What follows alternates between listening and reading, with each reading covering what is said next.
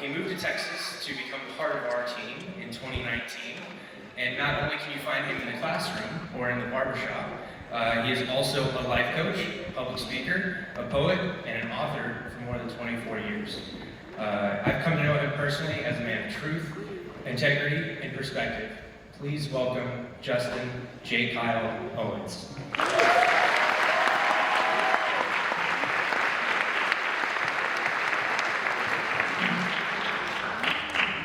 Hey y'all!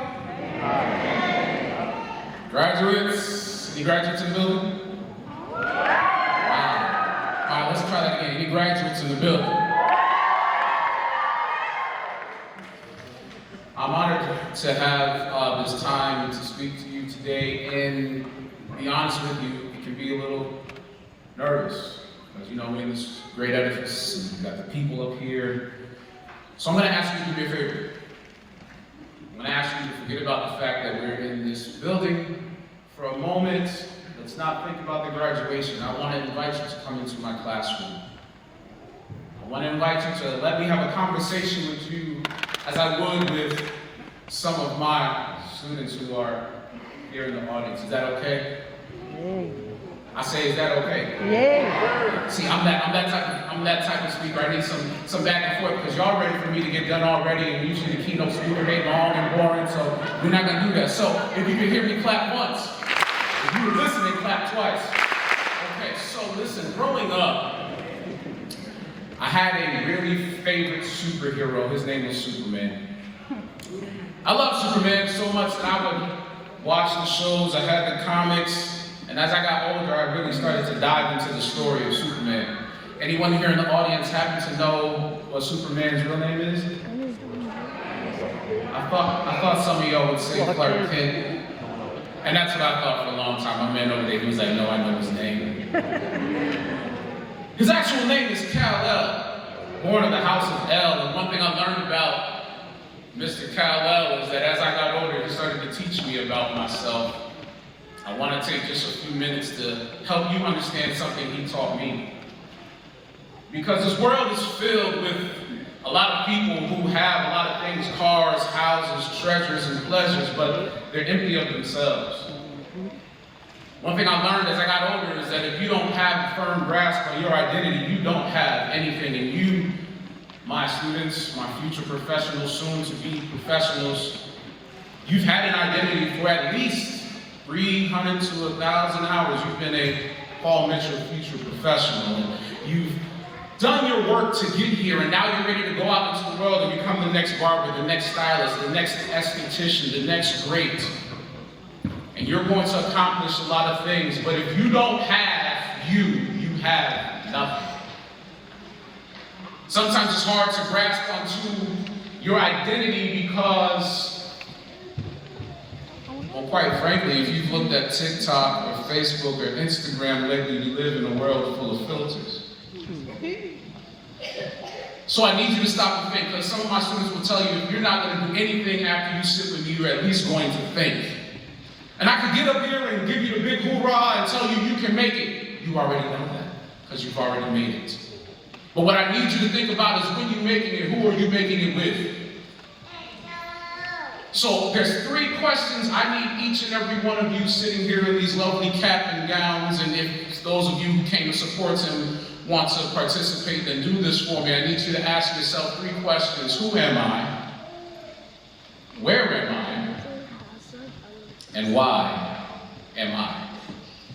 If you can answer these 3 questions, then you'll have a strong grasp on your identity. See, identity cannot be fully grasped unless you understand who you are, where you are, and why you are. Are you listening?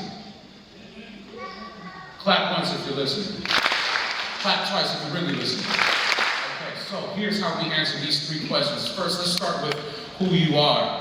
I told you I really like Superman, so this will be a little bit of an analogy. So some of us, we live in this superhero identity where we save people, we want to save people, and I get it, because who doesn't love a good superhero? They're loyal, they're strong, they're dependable. But the problem is if you live in this identity only, then you become codependent to the power of being needed. And if you only live for being needed, then you will only be as valuable as the next person that needs you. And when they don't need you anymore, you have no self-value. So you can't just live in the superhero because it's necessary. Because I used to ask the question, well, who's going to help Superman out when he's tired? Because you realize Superman was only super because he was amongst humans, but amongst other Kryptonians, he was like everybody else. And not to belittle the work that you've done, but when you stand next to another stylist, and you stand next to another barber, or you stand next to another esthetician, if you're going to be honest, they might do some work that's a little bit better than you, but it doesn't define you unless you're trying to be the superhero to save the day. So you have to understand who you are. There's the alter ego, Clark Kent, that's usually what we know. And that's cool because the alter ego helps us to survive in this world where people don't accept us, so it's safe to be our alter ego. The problem with that is we live in a subliminal life of fear. And we only look for the opportunities to be us when the opportunity comes for someone to be saved. And that's not healthy either, but it's safe. And if you're really going to be and understand who you are, then you got to get down to the parallel. So who you really were. See, the funny thing about this story was Superman, Clark Kent, didn't really know much about Kal-El because his parents, Jonathan and Martha Kent, raised him, so he had the identity of a Kent. And it wasn't until he found this place called the Fortress of Solitude that had everything about him to know who he was, that he discovered his name was Kal-El of the House of El, Father Jor-El.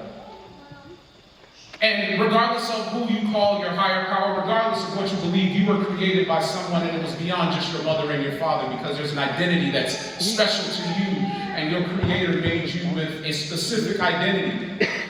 And if you don't know that, if you don't take the time to solidify yourself in a place of solitude where you can ask the questions about yourself, you'll never really know exactly who you are, because who you are is not the sum total of the things you've done. You are who you are, whether you do or not do. So you gotta understand that being who you are has very little, almost absolutely nothing to do with what you do. So you gotta live in the true self so that you can actually properly be the superhero you were created to be. Because a balanced superhero will take breaks.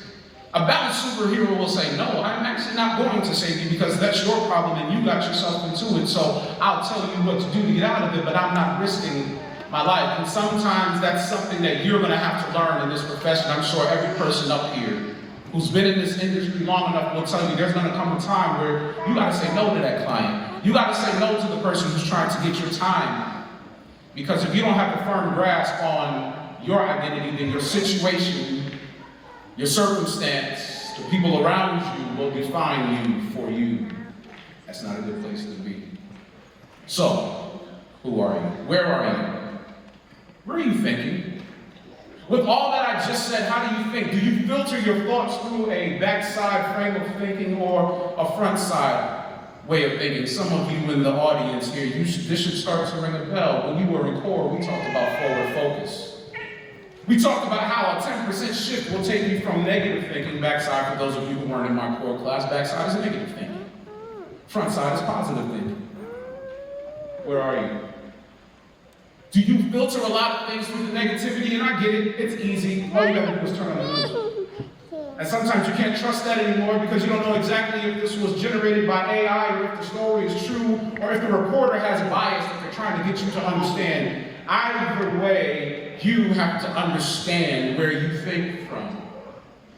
Future professionals, as you step out into this industry, you gotta learn how to think balanced. Because you know, you can be so pessimistic that it's never gonna work. Or you can be so optimistic that everything is great, but you miss some of the details. Oh yeah, we can give you that color. We're gonna take you to a level 9 today in 2 hours, and they walk out bald like they left the barbershop. No, I'm sorry, that's not gonna happen. Hey, dog, could you line up my beard? But you got these bumps, bro. I can't put the straight razor. No, it's okay, make it happen. No, sir, it's not okay. You're gonna have to come to a place where you can think. And how do you think? How are you speaking to your water? Some of you are like, I don't even know what that means, man. 70% at minimum of your body is encased in water, your brain for sure. And what we think is an internal conversation.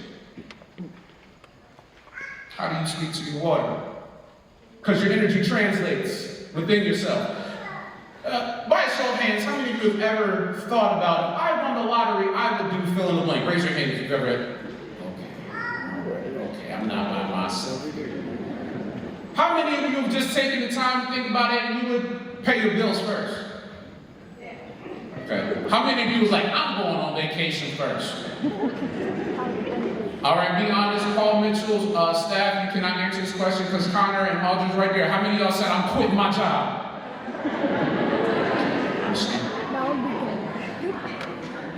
Either way, when you thought about it, how did you feel? Good. Okay, let me ask you this quick question. How many of you, by a show of hands, you've ever had this scenario where you knew you were going to go somewhere, and there was that person or those persons you really didn't want to see? And so you had that conversation in your mind like, ooh, they better not, I wish they would. Raise your hand if that was you. How did you feel? A little tight? A little warm? Why am I bringing this up? Because your thoughts have the ability to actually physically change your body. So how you think is absolutely imperative. Where are you in your thinking? There's a balance to this. Lastly, why are you?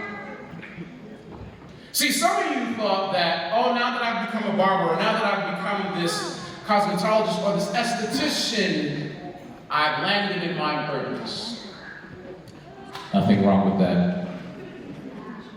But the reality is you only found the vehicle that you're going to use to create the purpose that God has given you. Because what would you do if you never got paid? And you do it every day. That's what you were created to do. Who would you like to do it to or for? That's your audience. You paired the two, you found your purpose. And in this case, it has something to do with hair and makeup and skin. But I challenge you, graduates, I challenge you to check the mirror first. Because if you're not giving yourself top shelf, then how do you expect yourself to give your client the best? You are the business. And if you're not giving yourself top shelf, then you can't give that to someone else. You can't give somebody something that you don't own. That's called stealing. And real recognizes real. So miss me with all the extra fake, hi, how are you? I can see on your face you're not good. I need you to check with you before you leave your bedroom. This is what I need you to walk away from this graduation with. I was burdened with this because I understand that you are going to make a lot of money. You are going to travel a lot of places. And in the beauty industry, here's something that's very real. It's very shallow. Not negatively, just think about it. We deal with the external factor of a person. The only fish that ever survive are those that swim deep. The problem with swimming deep is that you swim alone and there's more pressure. It's the shallow guppies that get caught up in the nets. And in this shallow industry, you've got to learn how to swim deep and be ready to swim by yourself. And you can only do that if you know that you're a shark or a whale. You're not a guppy. You're not going to easily get caught up. Because great opportunities are waiting for you, but I promise you that when you step on the floor of this next trade show and you step in front of the camera to do the next education, you got to know you and be you for you. I don't care how many balayages you do. I don't care how beat your face is. I don't care how blurry your fade is. If you are only the definition of the work that comes from your hands, then you are no greater than your tools. And then once they die, then what? Why are you? Where are you? And who are you? If you can answer those three questions, you will always have a grasp, firm grasp on your identity, and no one can shake that from you. No one can take that from you. And you and only you will have the ability, the power, and the know-how to adjust it, because as life comes, you'll have to make the adjustment. So as I get ready to sit down, I want you to repeat after me graduates, and all of those who care to join in if what I said spoke to you. Repeat after me. I am not. I am not. So yes, I can. So yes, I can. One more time. I am not. I am not. So yes, I can. So yes, I can. Say it one more time like you believe it. I am not. I am not. So yes, I can. So yes, I can. What does that mean, man? It means this. You are not any of the things that they told you you were or were not. You are not the sum total of what you called failure. Because last I checked, I'm a little... No, nobody up here, not myself, we haven't mastered life. And one thing we teach these students and we teach you is that there is no such thing as failure, it's just a discovery. And since you haven't mastered life, what they called a failure was just a discovery. So you go back again and you take the lesson. No, you are not what you did or did not do. No, you are not what they said you could or could not be. And since you are not that, yes, you can be everything you were created to be. Yes, you can be what you want to be. As long as you can answer who you are, where you are, and why you are.